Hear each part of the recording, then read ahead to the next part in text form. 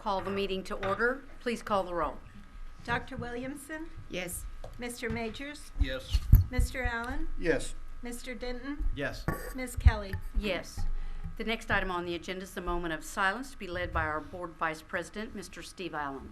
Thank you. As we begin this meeting, let us pause for a 60-second moment of silence to reflect, meditate, pray, or engage in any other silent activity.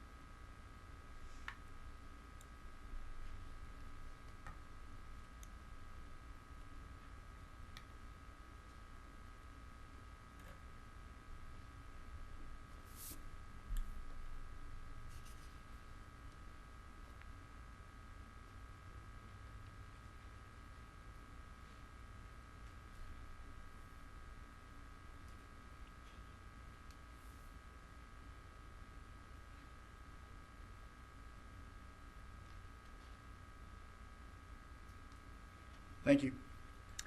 The next item is the Pledge of Allegiance to be led by Allison Hines, an 8th grade student at Centennial Middle School. Chant.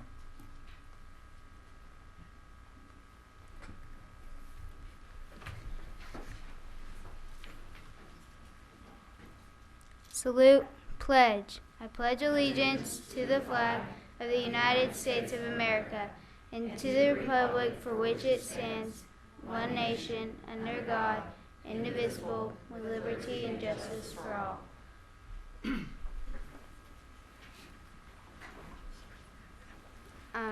I'm Allison Hines from Centennial Middle School.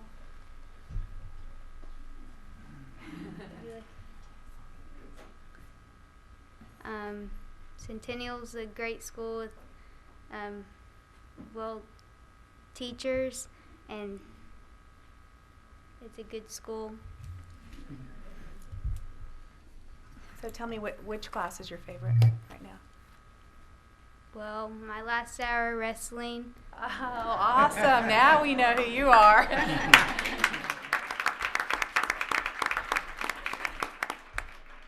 So Allison, tell us a little bit about your wrestling. Share with us what you just accomplished. Well, I won the Edmond tournament, junior high tournament, And you were the first? I was the first female to ever win it and get the Outstanding Wrestler Award. Ever in the history of the tournament.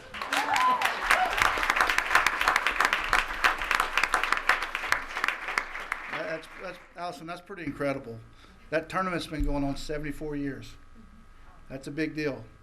Congratulations to you. Thank you. That's awesome. And we love that you're a student athlete and you're getting it done in the classroom, which just makes us so proud of you. So thank you for being here tonight. And why don't you go ahead and introduce your family, because I think you've got some family with you today, don't you? Yeah. Okay. Tell us who they are. I got my dad and my mom and my 2 sisters, and my brother I think is using the restroom. That's awesome. My father's name is Dustin Hines. My mom's name is Raylene Hines. My sister is Emma Hines. My other sister is Abby Hines, and my brother is Elijah Hines. Very good. Well, thank you so much for being here this evening. If you don't mind joining us in front, we're going to take a picture with you. Hey, Allison, you know that you winning, I think that's the first time ever Broken Arrow's ever won that tournament as a team. Wow. Holy cow.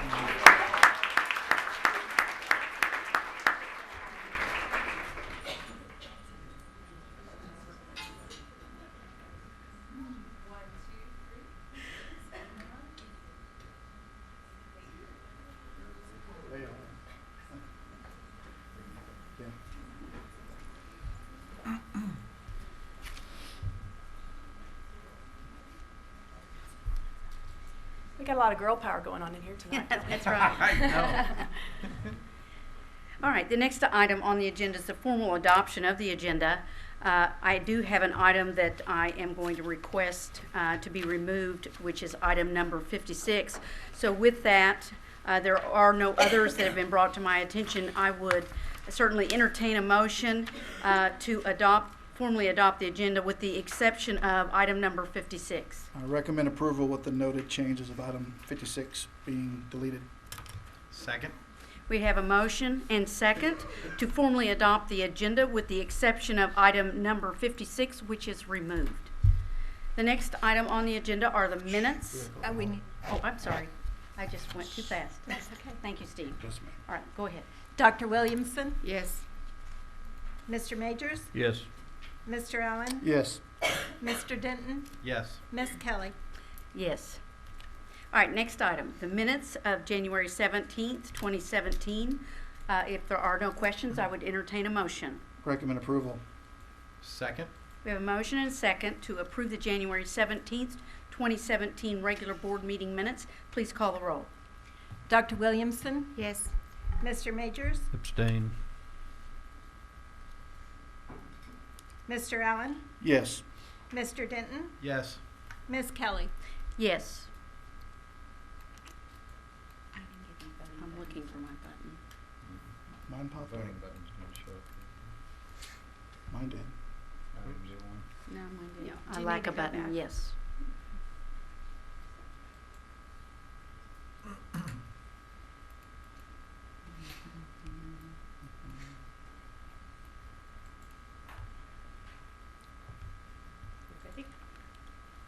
Hold on just a moment. Technical difficulty.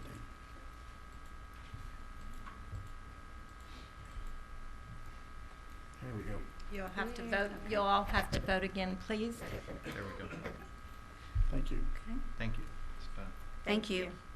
The next item under summary of awards and achievements, Ms. Melinda Knight. Thank you, guys. I appreciate it. Dr. Dunlop, board members, I appreciate you having us here this evening. I love getting to do this part of my job. I have the privilege of introducing the Broken Arrow Varsity Tigets this evening. These ladies, as you know, have numerous accomplishments, but one of their latest being a recognition for the Spirit Leader Awards. This is the premier national award that's given to cheerleaders or dance groups that honor their teams with ongoing commitment to community service, outstanding school athletic support, creative spirit raising activities, and strong academics. One of our own teachers, Mrs. Jenny Smith, who happens to be a proud Tiget mom, helped write the submission, and it was accepted, and they were named as a finalist to this. There's literally hundreds of schools across the nation. And if you go to the Varsity Brand website, you will see an excerpt from their submission, and you will hear all about the Tigets and all their community service projects that they've done. Captains, Aspen Dixon and Sarah Legier, if you guys could come up here. Could you tell them just a couple of the community service projects that you guys have been a part of this year? Sure. We do Feed My Starving Children, where we pack up like little meals that we can send off to other countries for kids that don't get to have like the nutrition that they need in their daily diet. And we do Race for a Cure, which is we really like that one too. We do Broken Arrow Neighbors, or we go with them and go to a certain neighborhood and put like a sack bag at their door and ask like if they have any canned goods before Thanksgiving weekend. Awesome. And I tried to recruit her for volleyball too. Just saying. Ladies, if you want to come up and meet the rest of the board, that would be fantastic. These are your Ms. Broken Knight, Arrow real Varsity quick, Tigets. ladies, thank you, because I know having former athletes in our district, we always go back and ask our community to give us so much, and for you all to go give back to the community, just want to say thank you, and it shows a lot about your character as well, so thank you. I also want to mention that these ladies just got back from Orlando. They competed in national competition. It's an inaugural event for the Dance Team Union. It's a break off from UDA or NDA. A lot of really good teams there. They came in third in kick. Wow. They also placed sixth in pom and sixth in jazz. So they did very well. Ladies? Great accomplishment.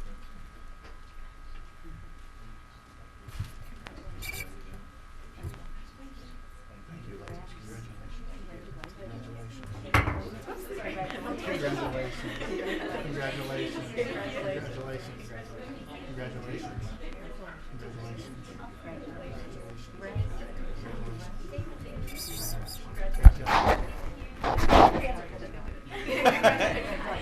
That was Florida. It was bad, wasn't it? Bad weather and all that?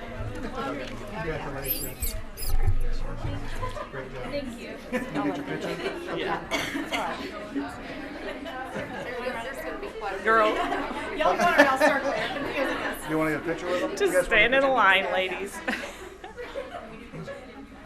Please. I think they're going to come and get a picture. Thank you. You may have to do 2 lines, ladies.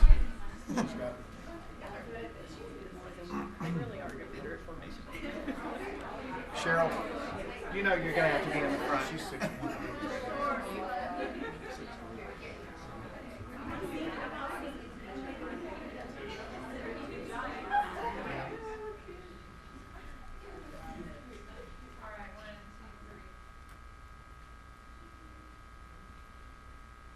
Oh, that's cute.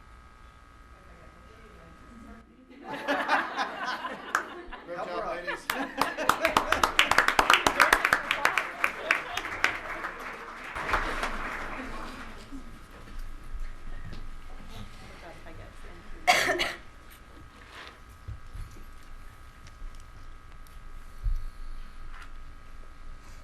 The next item, Ms. Knight. Thank you. This is double excitement this evening. We get to honor the junior varsity cheer team this evening. Big accomplishment here, made history yet again. We have Coach Amber Slimp, who has been with us for 4 years now, and we have a new coach this year, Kirsten Blood, who joins us. And I have to brag on Coach Slimp just a little bit. She has been to nationals now 3 or 4 times with them. 4 times totally, all 4 years. She was here, they went to nationals, and she looked at me last year and after placing 3rd, and she said, there's 2 categories or divisions that we can go take a national championship. We're coming back with both. And she did. They did. She got them there. So she did a great job. Believe it or not, though, she will not come up here and speak. She's very shy. But if you knew her, you wouldn't believe me. So these fine ladies, what they accomplished, like I said, last year after finishing 3rd, this year they won 2 national titles at the NCA, National Cheerleaders Association High School Cheer Championships in Dallas on January 21st and 22nd. They competed in the performance division, won their first national title, entering prelims in first place by .10. So they were just a 1/10 of a point behind, or in front of the next one. Kind of puts a big target on you. They hit a perfect routine, and then the next day they won by 1.26. So they made a huge improvement in the next day. They also competed in the game day division, scoring the highest points in all 3 categories for their sideline cheer, dance, and fight song.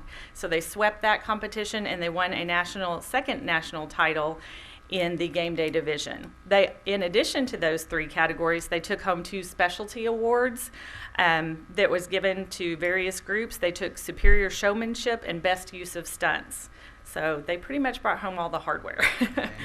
And I'm sure this is the first of many for them. And one more thing, I know I've talked a lot, but I have to share this. I'm so proud of these kiddos.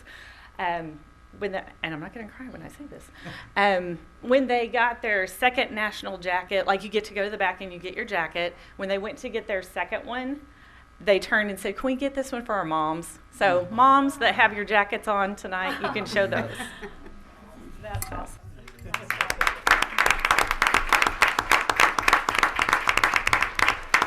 Ms. Knight, again, I extend certainly congratulations to all those that participated and for the recognition certainly that it brings the school district and the community. So thanks to each of you, and we appreciate it very much. Thank you. They worked really hard. Congratulations.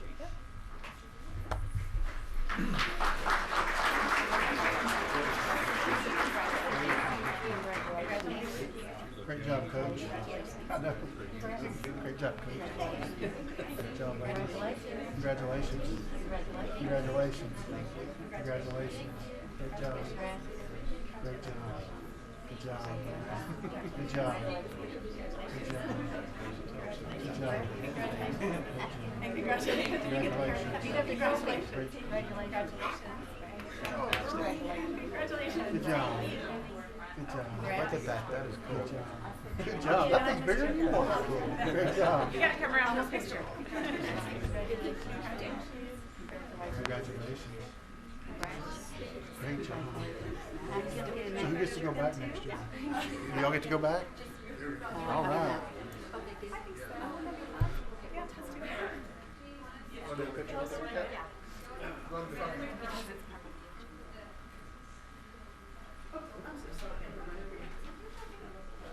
Yeah, the other front. But they were standing right here.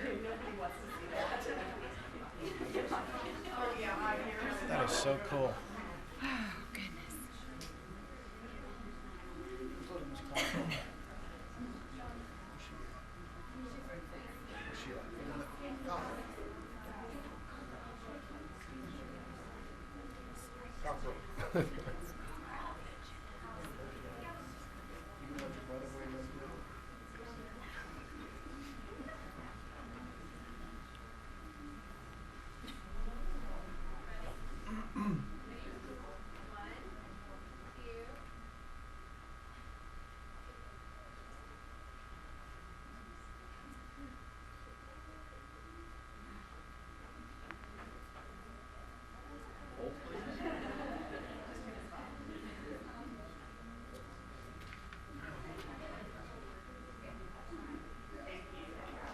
Good job, ladies.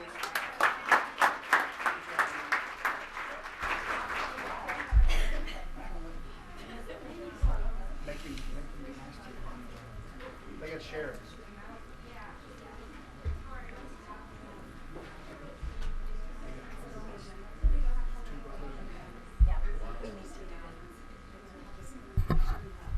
What?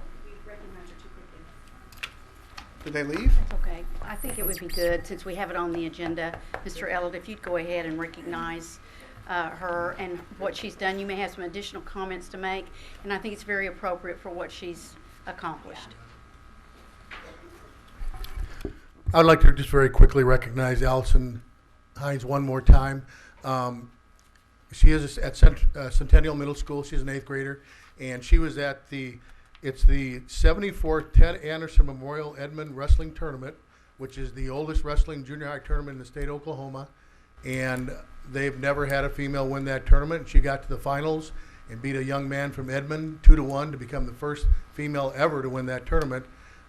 She also, then the coaches all come together and they vote for the most valuable wrestler of the tournament, and she won the most valuable wrestler of the tournament, which is also a first. And like Mr. Allen said, her points also helped our team, for the first time in the history of that tournament, win that tournament for our junior high team. So that was really quite a weekend, and she's going to be an outstanding, I think she's probably going to go to soccer, but she's an awful good wrestler too. Hey, Ken, you know, I had the pleasure of being able to coach at Broken Arrow, graduate at Broken Arrow, wrestle at Broken Arrow, and I took a couple junior high, pretty good undefeated dual teams in junior high to Edmond, and we never won it. But my kids wrestled at Broken Arrow. That might be the coolest thing that's ever I've ever seen happen in Broken Arrow wrestling. We won a lot of state titles, but I don't know if that would be matched. That's a pretty neat deal and pretty big deal in wrestling to accomplish that at that tournament. I think it's the second oldest tournament in the country. Yes. Of high school and in the country. So that's just how long and prestigious that thing's been around. A couple days after the tournament, she's got a Facebook page, and she was getting 10,000 hits a day for about 3 or 4 days, which is pretty amazing. That's a pretty big deal. Very good.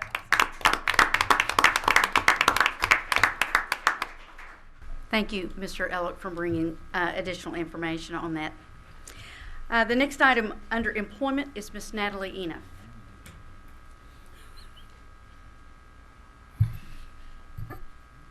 Good evening. It's my pleasure to bring before the board tonight something very, very positive. As you know, with some of the transition in the financial services area, we have had a position open up for our Director of Accounting position. We conducted an extensive interview process and have selected the very best candidate that was brought before us. Mr. Matt Kelly is who I bring to the board for recommendation this evening. Mr. Kelly has extensive experience and background ranging from budgeting, financial statement analysis, cash forecasting, fund accounting. He has had tenure at Dollar Thrifty Automotive Group, Verizon, as well as doing some of his own consulting work. Mr. Kelly brings a wealth of knowledge to the Director of Accounting position, and we feel he's going to be a great asset to our team. More than that, fit is very, very important to our team and to the culture that we've created in Broken Arrow, and Mr. Kelly is very invested in our district and the community. He has 4 kids in the district and also comes from an educational background. His wife was a teacher, so we feel as though he has a heart and passion for the education profession, and so we feel very good about bringing his recommendation to the board for employment. Okay. If there are no questions, I'd entertain a motion. Recommend approval. Second. We have a motion and second to approve the offer of employment to Mr. Matt Kelly to serve as the Director of Accounting with such employment subject to a mutually acceptable and fully executed written contract of employment. Please call the roll. Dr. Williamson? Yes. Mr. Majors? Yes. Mr. Allen? Yes. Mr. Denton? Yes. Ms. Kelly? Yes. Thank you. Is Mr. Kelly here? Mr. Kelly is wrapping up consulting in Dallas, so he could not join us this evening. Thank you. The next item is Ms. Carla Dias.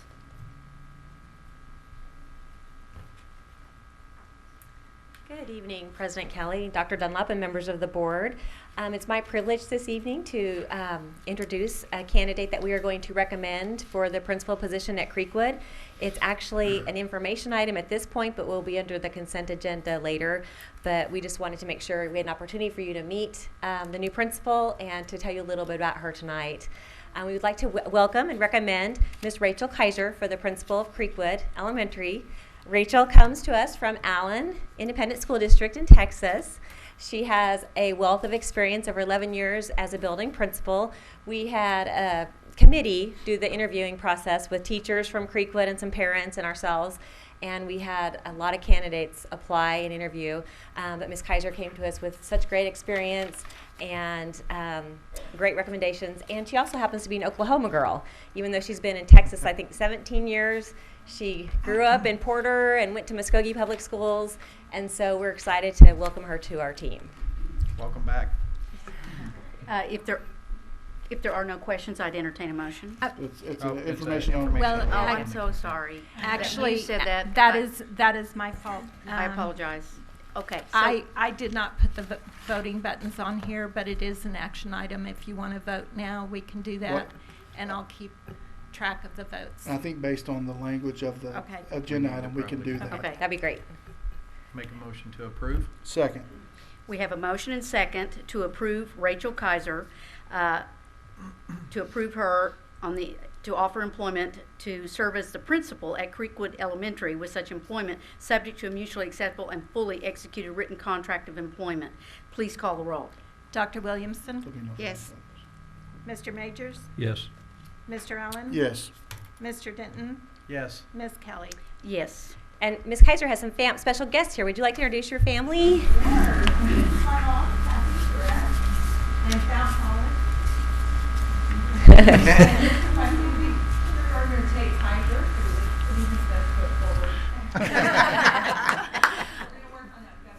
That's you would be great. Thank you. We're happy to have Thank you. you.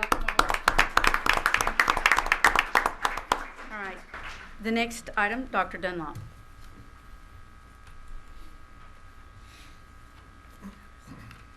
Good evening, President Kelly and members of the board. I have the opportunity and the pleasure tonight to bring to you a recommendation for employment for our new Chief Technology Officer. We actually formed a committee that was made up of some of our technology staff, our principals, leadership team. We had some pretty amazing applicants for this position, but this gentleman stood out heads and shoulders above the rest as far as his experience and the wealth of knowledge that he brings to us. More importantly, he's a long-term resident BA, so he's one of us. I believe you said 1992 is when you moved here. He's got 6 grandkids in BA, so we love that. But his experience, talking a little bit about it, first of all, he's an OSU grad, which makes him, much brighter than most people.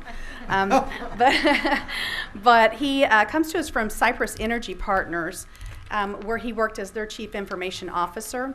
But even more importantly than that, he has got so much experience in not only technology, but in just the general operations and project management of some pretty impressive organizations. He worked for Tulsa Public Schools for 3 years as their chief information officer and operations officer. So he did campus police, child nutrition, facilities, you name it. He also worked as the chief information officer for Kathy Taylor for 5 years for the city of Tulsa. So we find ourselves very, very fortunate to even have him in our candidate pool and are so excited about the possibility of having him on our team. So we do recommend the employment of Mr. Stout this evening to the board. Okay, if there are no questions, I'd entertain a motion. Recommend approval. Second. We have a motion and second to approve the offer of employment to Mr. Ben Stout to serve as the Chief Technology Officer with such employment subject to a mutually acceptable and fully executed written contract of employment. Please call the roll. Dr. Williamson? Yes. Mr. Majors? Yes. Mr. Allen? Yes. Mr. Denton? Yes. Ms. Kelly? Yes. One other little item. You want to go ahead and stand up and introduce yourself, Mr. Stout?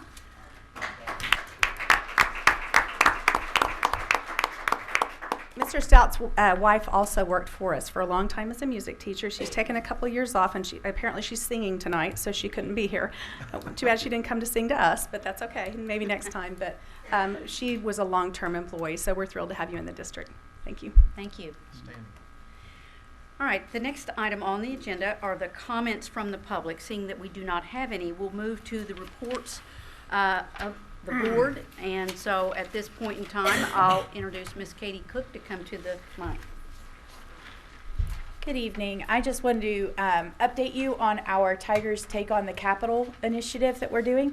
On Tuesday, February 21st, we will be having an informational night, and we are really collaborating. We've gotten PTA involved, BAEA, of course. The district is involved. We're going to have either Dr. Dunlop or Mr. Perry. I'm not sure which one has decided, but they're going to be speaking, as well as OEA representatives. And we're really organizing this to have somebody at the Capitol every single week of the legislative session, really talking to those legislators about important issues that are affecting education and affecting our classrooms. And so that's our plan. Ms. Cook, I appreciate very much the efforts that you all are pursuing and working with the PTA and working with the school district. I think it takes all of us, and certainly we hope that this year will be a little bit different than prior years. We're hoping. So we're all working to that end, and appreciate very much your stick-to-itiveness on this issue. Thank you very much. All right, the next item on the agenda is the general consent agenda items 14 through 52. There have been no issues that have been brought forward, so I would entertain a motion. Recommend approval. Second. We have a motion and second to approve the general consent agenda items 14 through 52. Please call the roll. Dr. Williamson? Yes. Mr. Majors? Yes. Mr. Allen? Yes. Mr. Denton? Yes. Ms. Kelly? Yes. The next item is a Superintendent Board of Education Communications, and so Ms. Lori Tiger.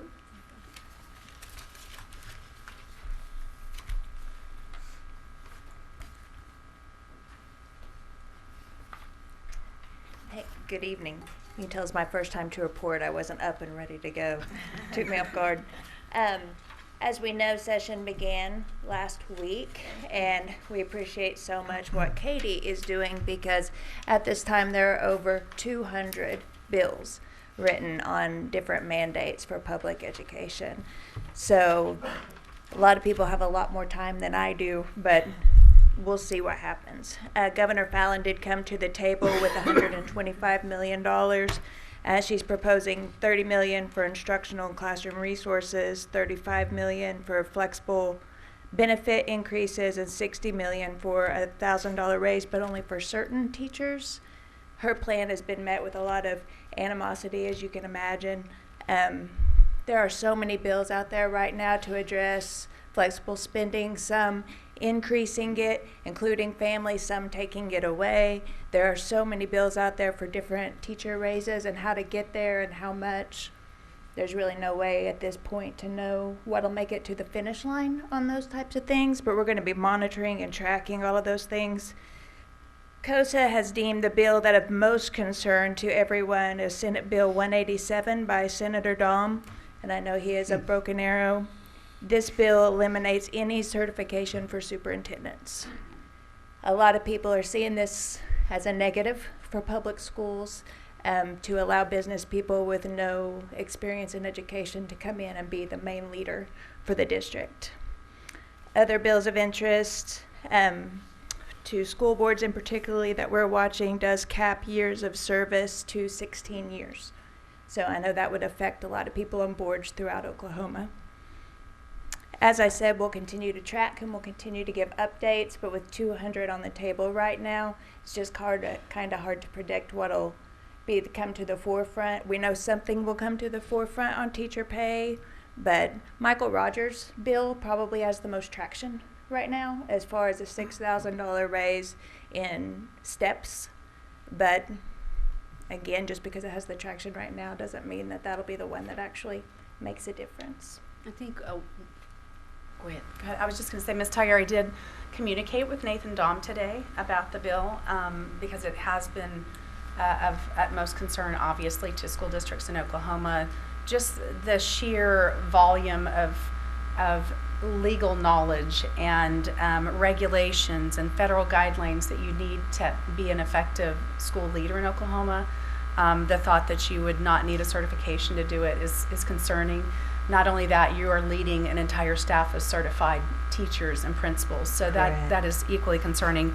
But in his response today, he did say that they postponed the hearing on the bill to give some time for discussion, so that does give us a little bit more time to give some feedback on it. So. Right, which we would help your help when you're up there talking. I do have a comment regarding the, and maybe at some point we can begin having that conversation, because I think we're having to take more and more staff time to research bills that are impacting or having a negative impact on schools. And I do think that that is something that just as patrons of the community, not engaging day after day, being unaware of the amount of time that it takes for our school staff to engage with legislators. So I would think, or I think it's important, and I'm going to be talking to them about the increased amount of time we're having to spend each year on bills, which, by the way, and we all know, it's supposed to be local control, but yet we are being impacted by bills that they seemingly believe we need legislation on, and not necessarily through board action. So I am concerned about the message of local control, but yet then we have over 200 bills all dictating what schools need to be doing or not doing. So I'm concerned about that and the resources. I agree completely. And a lot of our organizations, I know the teacher organizations obviously are very involved, but on administrator organizations, COSA, there's over 10 bills regarding administrator costs, and there's a lot of misunderstanding and facts that just aren't true. So they have a huge campaign going on right now that you'll see going around social media, that we're the 44th in the nation on administrator costs per pupil, and that administrator cost for overall budget in Oklahoma is 3.67% of all spending. So that's hard to cut. That's pretty lean. Yeah. You know, Ms. Tiger, that the concerning thing is just like when they were looking for the sales tax vote, people can just throw out commercials about things that just aren't true. Correct. And they edit their commercials when they get called out to it. So that's a concern there. I'm sure they'll turn that however they want to reflect we pay so much in administrative cost, but they'll leave out the part that we actually have a legal cap that we can pay as a district. But they'll leave that part off. Right. I'm sure. But my question is, and maybe it's for Dr. Dunlop or heck anybody in the room, where do these bills originate from? I'm just thinking, what would ever have one of our legislators from just come up out of the blue and go, well, let's just do away with their certificate? I mean, we're going to next not require doctors to have their qualifications either needed to do a heart surgery. I mean, where does it stop? I mean, where do these originate from? Is it a national thing? I mean, Well, you know, and it's one of those deals that elected officials have their experience in life, and it either does or doesn't pertain to the area in which they're writing bills. I can answer specifically to Senator Dom's bill. His statement was that, you know, he didn't go to school in American schools. He went to school in Germany, but his thought was that he needed to give other people an opportunity to run a district. A lot of people see that move as a step to try to strategically place different people to start privatizing education and running charter schools. It seems to be That's the conversation. Are we longer aware of term. whether that bill's being ran in other states? No. No. Not that I know of. And what's really astounding to me is the sheer number of bills that we have out there, but so Yeah. few of them talk to funding, budget, how are we gonna do this versus what are you gonna do? And that's honestly the crux of the problem, is how do we pay for this? Generating new funding streams, revenue because there really streams. hasn't been a lot of conversation on how to do that.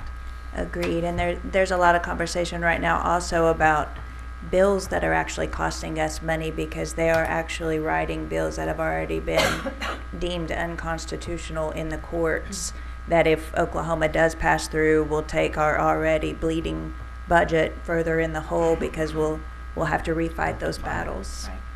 Well, we got to do something, because we can't kick that can down the road and expect to have the same level of services with no money.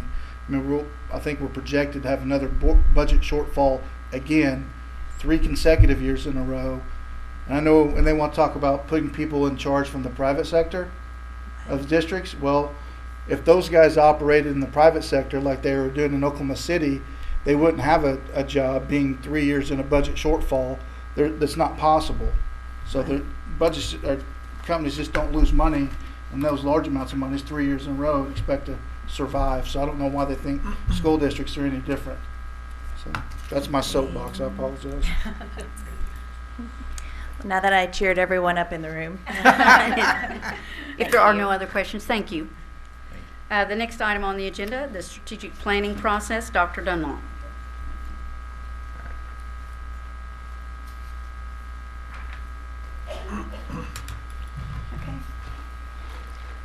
Okay, President Kelly and members of the board, as promised, we just finished the first phase, basically, of our strategic plan 2.0. So that's our second strategic plan that we have sort of implemented as a group, as a team together. 2.0, the good thing about this strategic plan, the first one was very effective in really shoring up some of our processes and making sure that we were operating effectively and that we had good processes in place. 2.0 is really allowing us to align our plan with our current mantra of 100% literacy engagement and graduation. So it's very exciting. We're starting to dive into the things that really matter to our schools. The timeline on this is that in June we had our board retreat. We'll talk about this on the next item. Each summer we have a board retreat with the leadership team. And at that point, the board and the leadership team goes over our beliefs, our vision, our mission. We added the mantra this year to add that into that process as we're doing the strategic plan.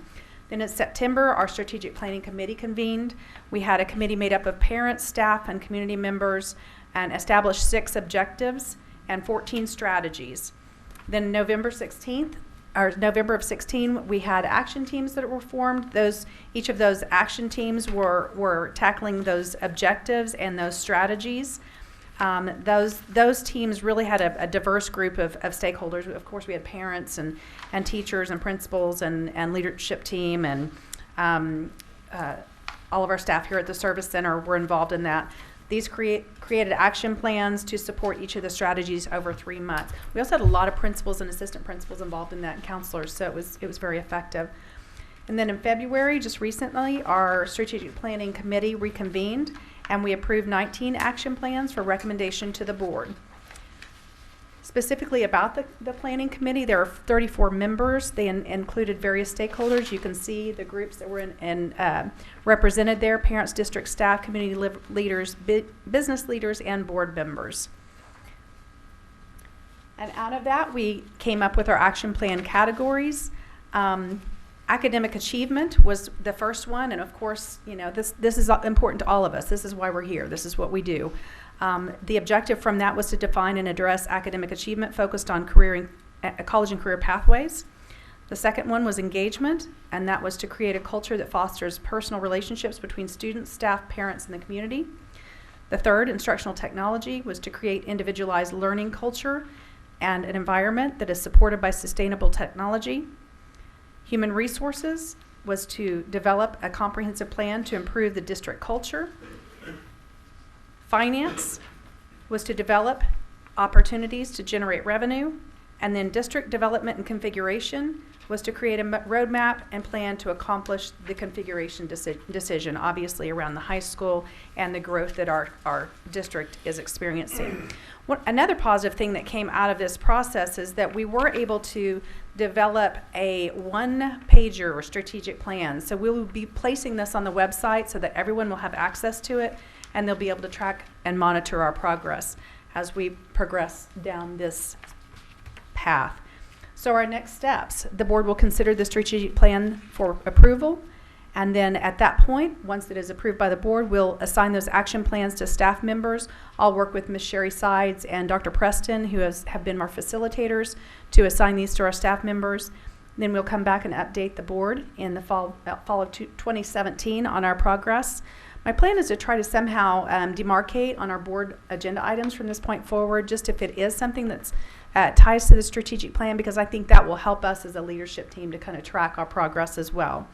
And then finally, we'll have an update to the Strategic Planning Committee in the spring of 2017.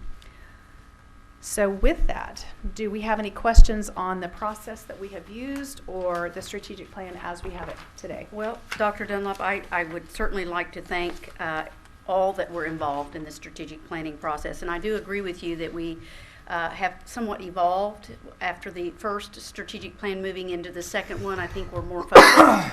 And I definitely think that that's been good for everyone to move through that process. I do appreciate very much getting this strategic plan on one document.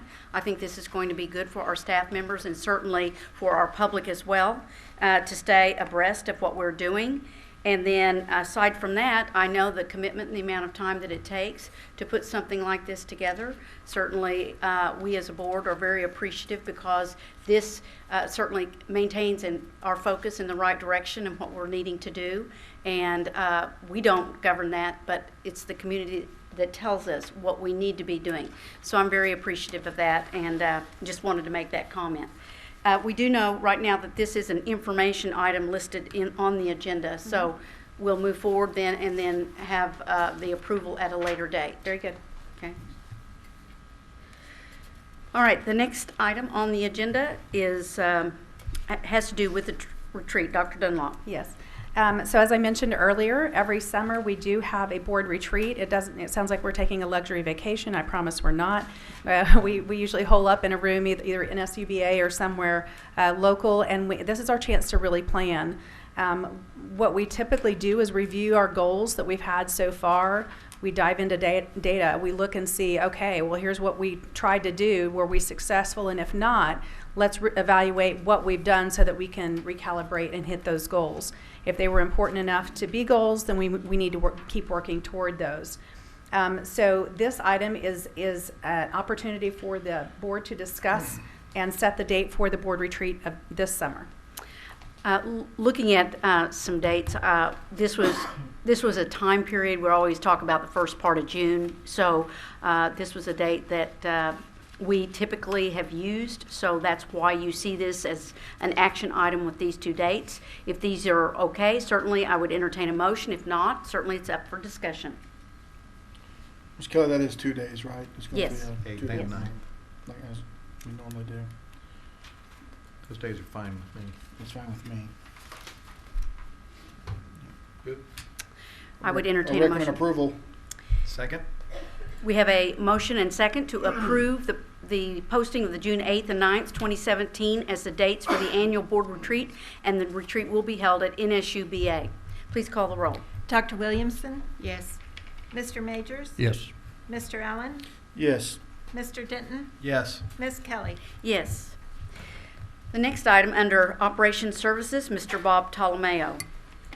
Good evening, President Kelly, Dr. Dunlop, members of the board. I'm here to present the construction update.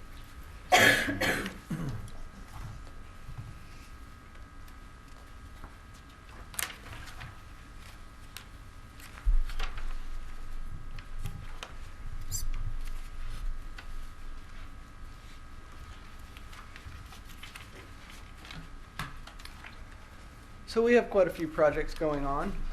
We have Sequoia Middle School, Timber Ridge, the high school, and then we have three currently under design: Kirkland Activity Complex, the Performing Arts Center, and then the Freshman Academy. I'm going to focus on the Freshman Academy towards the end of this, so I'm going to go through the next ones pretty quickly. This is where Sequoia is currently and what the rendering looks like. It's really starting to take shape. We are actually going to occupy the whole back side over spring break. So that'll be the cafeteria and kitchen, the band room, the choir room, the orchestra room, and the drama room, which will also double as the FEMA safe room. All the areas in blue are completed, and then we'll get this whole back side finished up in March. Mr. Tolomeo, when did we begin that construction? We mobilized on site in May, and we always plan to occupy in spring break, so we're right on schedule there. The high school addition is progressing. That is 11 classrooms, additional eating space, fixing our ADA issues to the field house, and updating the restrooms to current codes and standards. It looks a little scary out there, but we are all fenced off, and it's been a pretty good project. Timber Ridge Elementary School, I am happy we have a name. We have already ordered signage and updated that stuff, and this is what we look like today as well. Kirkland Activity Complex, I'm happy to say we are finally done with demolition. We are programming that space now for its ultimate use, and we hope to bid that out sometime in the spring. Freshman Activity Complex, or Freshman Academy. This is what the new front entrance will look like. We have Seltzer Schaefer here, the architects for the Freshman Academy, and we have spent many hours programming that. We've had programming meetings with the media center specialists, the Chrome desk, the science teachers, and then the Gateway to Technology teacher as well. We are increasing circulation. If you talk to them, that's one of their biggest items, is their corridors and how you get from one space to the next. So we're increasing circulation. We're adding a net increase of 10 classrooms, a new media center, brand new Chrome desk, and a brand new teacher's lounge right here on the second floor.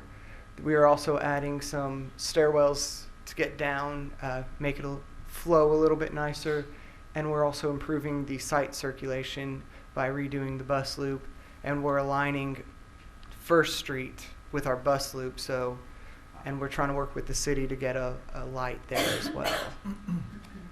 This is the entryway as you walk up to Freshman Academy. This will be, once you get past the secured front entry, that is Chrome desk that you're looking at. We've learned a lot from the high school. We've improved that design. We've given them all their different spaces that they need.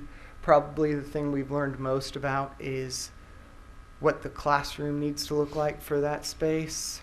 So we've kind of merged what we're doing at the Freshman Academy with what we're doing at the high school, and we've taken what's good about both of those and put those together. This is that increased circulation to that corridor on the second floor, and then we've actually created like a giant track, if you will, in that corridor, so you can actually get from one side of the two-story to the other side and still not have to go upstairs, downstairs, down dark hallways. this is a good look at that Chrome desk. This is actually where the students will have that one-on-one interaction with each other and teach and be able to help each other out right there at that counter. That was another thing we took from the high school. They actually said that's functioned very well for them, so we've been able to duplicate that. And then this is some, underneath that stairwell, we're doing some additional seating area. If you've ever been out to the high school during dismissal, all the kids are on that seating area at the high school, so we've tried to do that same feel here at the Freshman Academy. And then this is looking north out the front doors and what it'll look like. Do you guys have any questions about the Freshman Academy? Well, go ahead. No. I was just going to ask about the timeline on that. We are currently out to bid.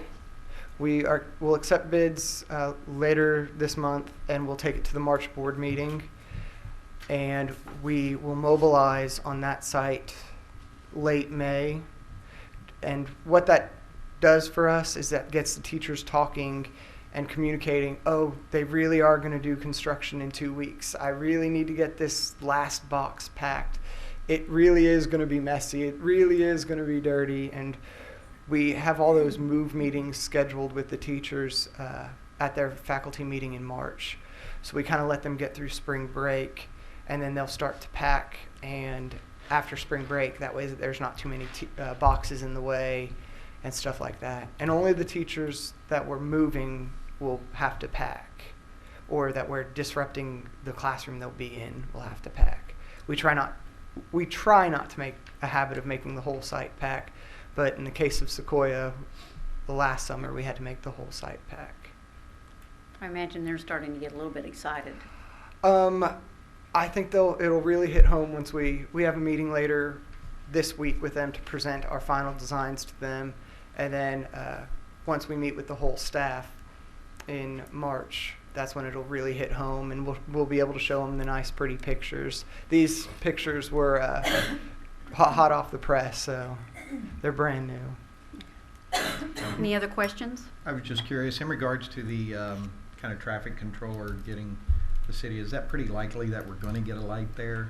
I know it's on their master plan. I can't tell you where in the master plan it falls, but they've written a grant for some bike paths, and that they've included that in their grant for the bike paths. And does that align pretty well with when we're looking to complete? We will probably be completed ahead of them. Okay. But it'll probably be pretty close to aligning. We might have to deal with it for a year, but if obviously summertime is the best time to do that stuff, so we might ask them to hold off, but we'll work with them, and they're really good to work with, so super. We're in constant contact about that. Thank you. No other questions? Move to the next item. This next item of mine is last board meeting. You guys rejected the bid package for high school electrical. We rebid it, and that bid came in. It's $9,235 over where we were last time, what we rejected last time, but we are seeking the bid bond of that company. So we're hoping it might be a while before we get that, so we will take this money out of contingency within the project. Okay. Are there any questions? Recommend approval. Second. We have a motion and second to approve the rebid received for the high school fieldhouse classroom addition project. Please call the roll. Dr. Williamson? Yes. Mr. Majors? Yes. Mr. Allen? Yes. Mr. Denton? Yes. Ms. Kelly? Yes. The next item, Mr. Derek Blackburn. Good evening. Tonight I bring to you for your approval, recommendation of approval, the base bid for our new tanks that we're proposing at transportation. I apologize, I don't have any sexy pictures, but fuel tanks are fuel tanks. With that being said, the overall proposal, or base bid, lowest bidder, I should say, for the two base bids, which would be the tanks, the concrete, and then the removal of our existing fuel tanks, is in the amount of $709,411 from Petroleum Marketer Equipment Company. Are there any questions? I would entertain a motion if not. Recommend approval. Second. We have a motion and second to approve the base bids and alternate number 1 submitted by Petroleum Marketers Equipment Company, LLC, to provide fuel tank installation, concrete site work, and excavation of 2 tanks for proposed transportation fuel tank project. The total cost of the district is $709,411, and it will be paid from the bond funds. Please call the roll. Dr. Williamson? Yes. Mr. Majors? Yes. Mr. Allen? Yes. Mr. Denton? Yes. Miss Kelly? Yes. The next item, Dr. Kelly Davis.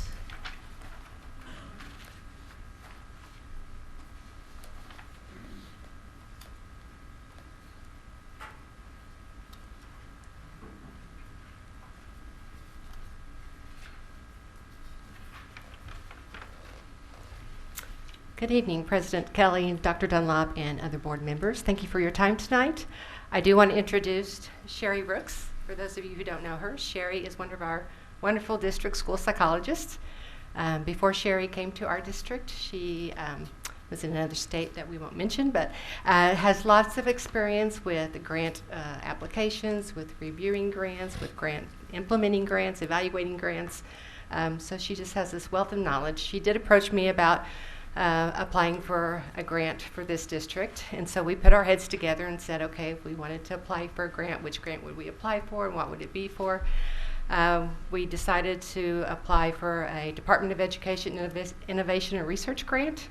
And I think you guys should have received a copy of that 25-page rough draft proposal at this point.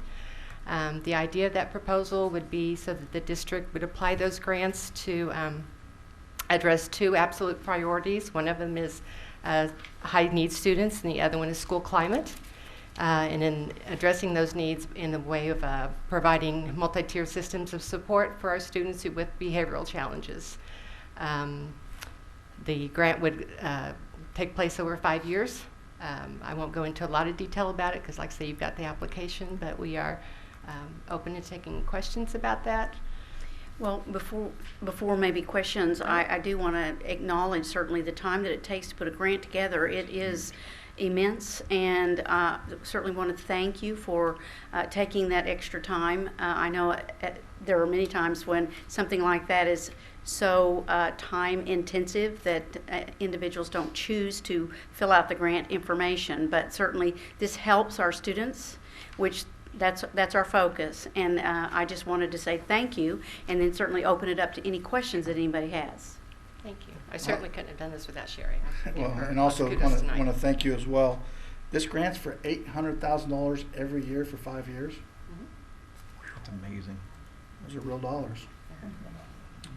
Thank you. The significance of this is that these are real needs that we have in our school, and without a grant like this, we would not be able to fully implement what we know our students need as far as behavioral supports. So this is, again, we truly appreciate you going above and beyond to try to get this help that our students need. So I would entertain a motion. Go ahead. Make a motion to approve. Second. We have a motion and second to approve the U.S. Department of Education Innovation Research Program Early Phase Grant in the amount up to $800,000 per year for up to 5 years. Please call the roll. Dr. Williamson? Yes. Mr. Majors? Yes. Mr. Allen? Yes. Mr. Denton? Yes. Miss Kelly? Yes. Thank you. Thank you. The next item, Mr. Ken Ellett.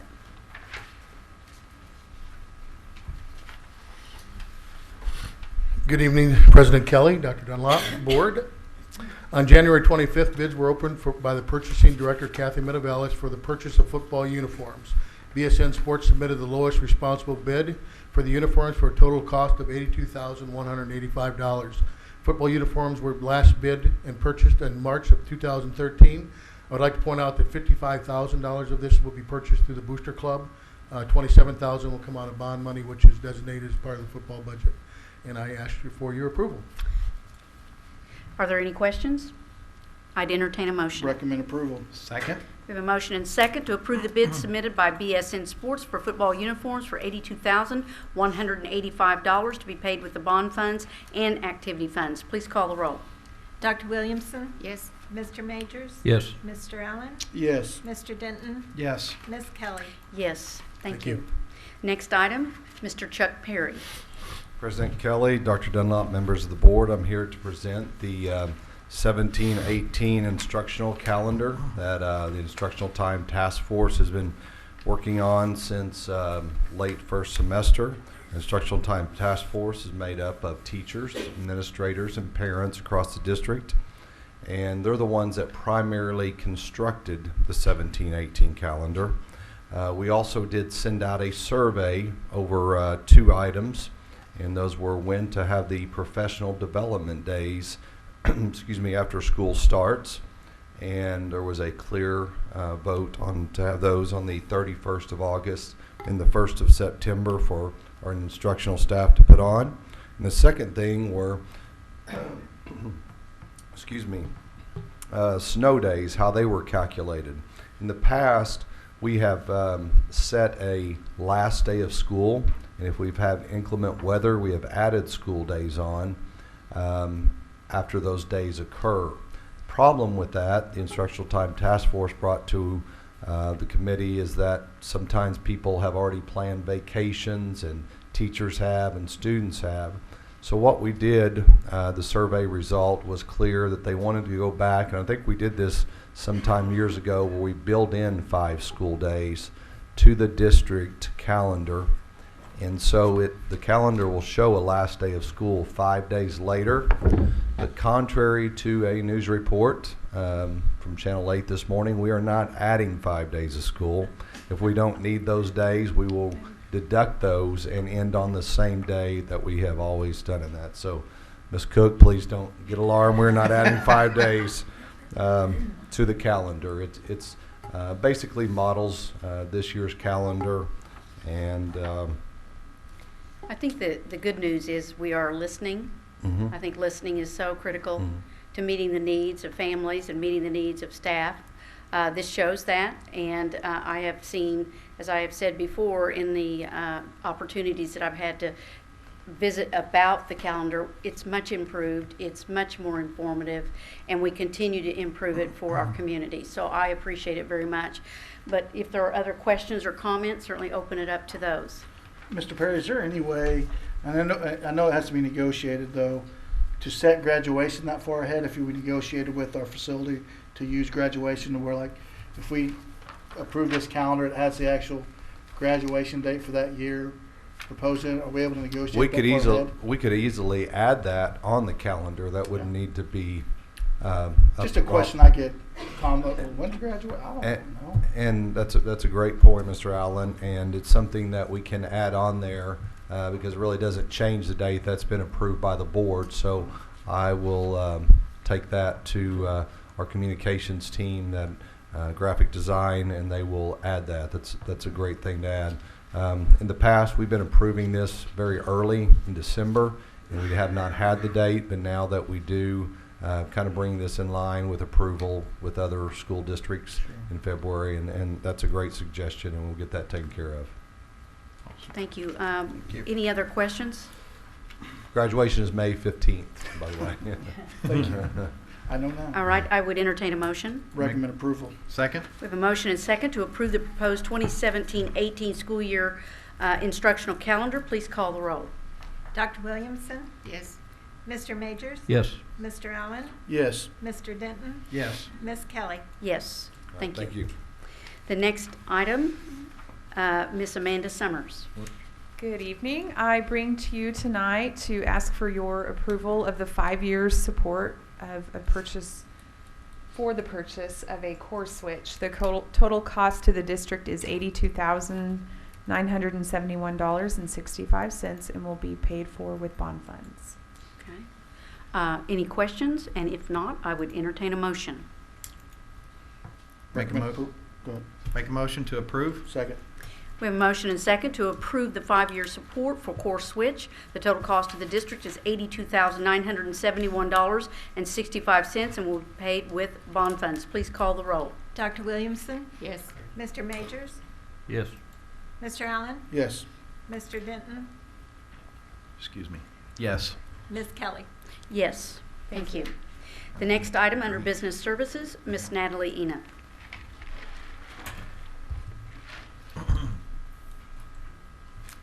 Good evening again. We have the updated budget reports through the end of January.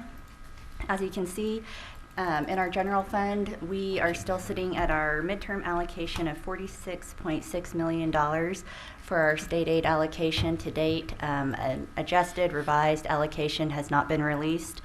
And so you can see the shortfall that occurred in January has started to have an impact on our year-to-date collection.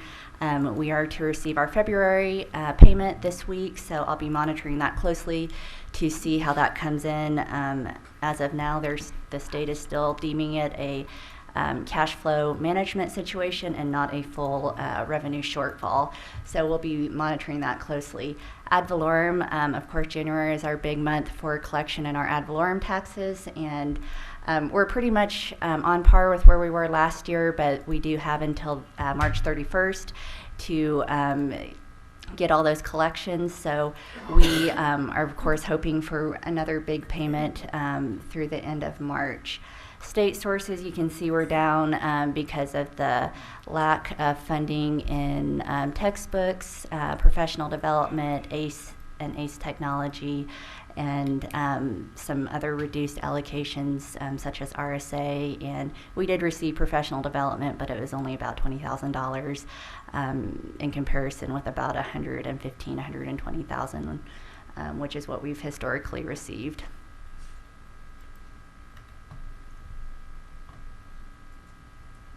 Building fund, our ad valorem, you can see, is the main source of revenue driving this fund, and we're really doing well with collections in this fund and expect that to have a healthier fund balance in building fund just because of some of the one-time expenses that we did occur last year. That I did notice in the building fund that we increased it, so I'm assuming that our net assessed valuation continues to increase, which is supplying more into the building fund. That is correct. We are, it's about what our financial advisor and predicts is about 3% each year, and that goes into our bonding capacity, and also obviously helps our ad valorem collections greatly.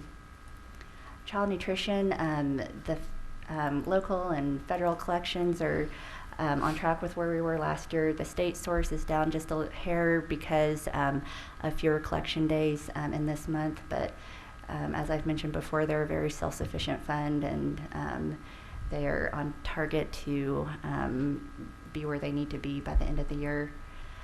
General fund expenditures, the salaries and benefits area is of course where we spend the majority of our fund.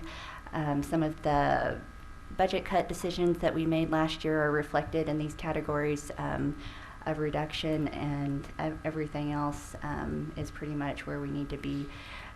Professional development, again, was an area that we decided to do some different things with, but we're continuing to find other ways to get that information to our staff and making sure that they have what they need to continue to perform their jobs well.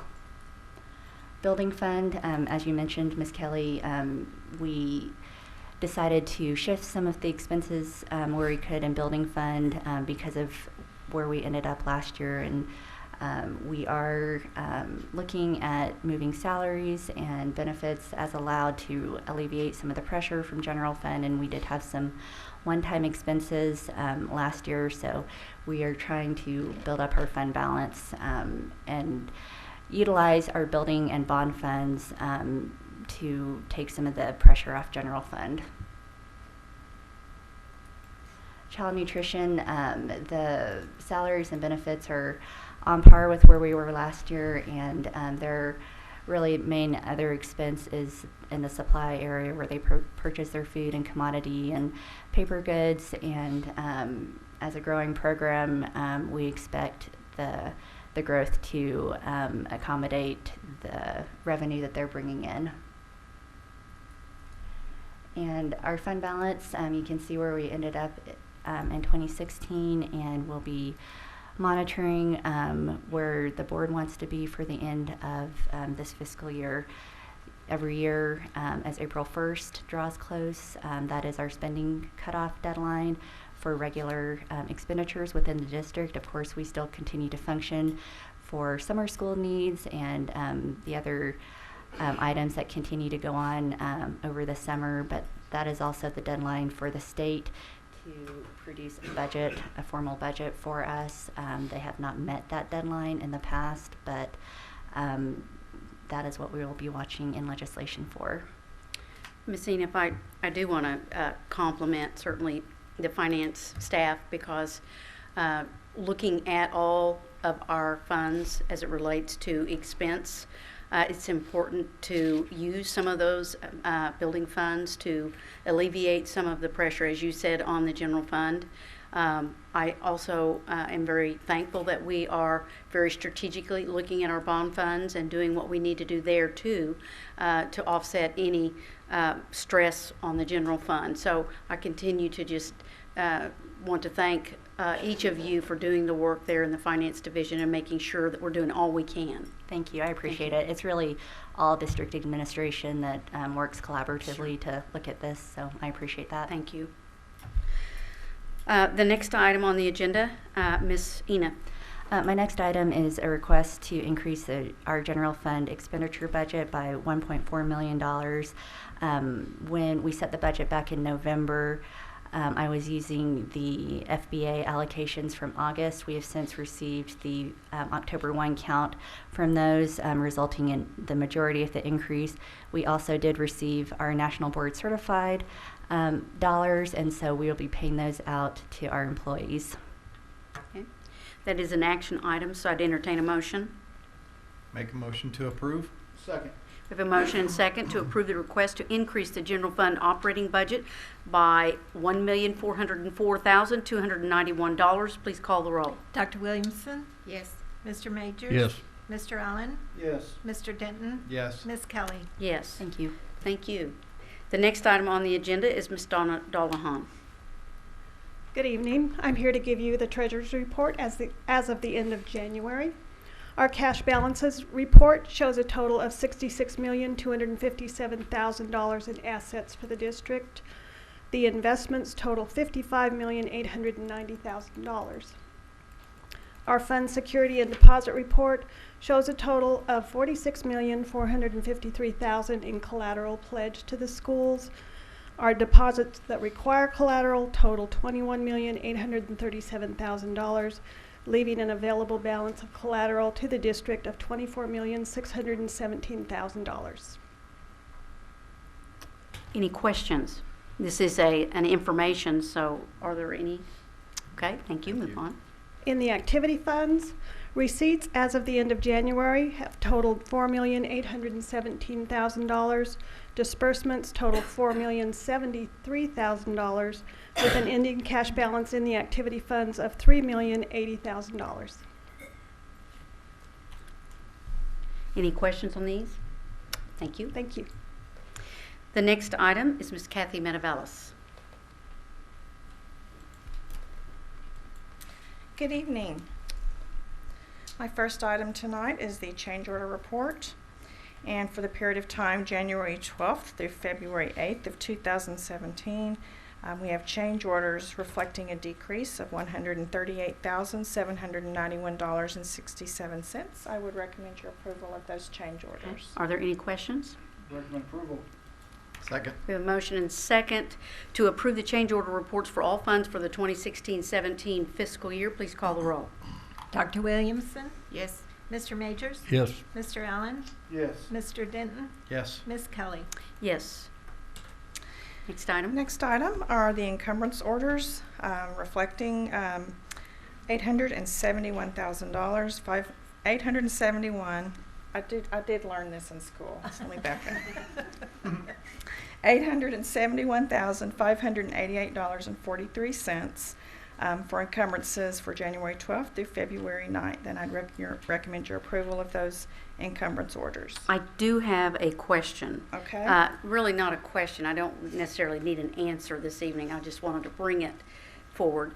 Related to the unemployment and the worker comp, just in relation to data, to kind of moving forward, see what we're expending in one year to the next year. So I don't really need an answer. I'd just like to see how we set from year to year. So I just wanted to make that comment. Okay. So with that, are there any other questions? Second? We have a motion and second to approve the encumbrance reports for all funds for the 2016-17 fiscal year. Please call the roll. Dr. Williamson? Yes. Mr. Majors? Yes. Mr. Allen? Yes. Mr. Denton? Yes. Ms. Kelly? Yes. Thank you. Thank you. The next item is new business. Seeing that we don't have any, we would move to the next one, which is to adjourn. Move to adjourn. Second? We have a motion and second to adjourn. Please call the roll. Dr. Williamson? Whoops. Yes. Mr. Majors? Yes. Mr. Allen? Yes. Mr. Denton? Yes. Ms. Kelly? Yes.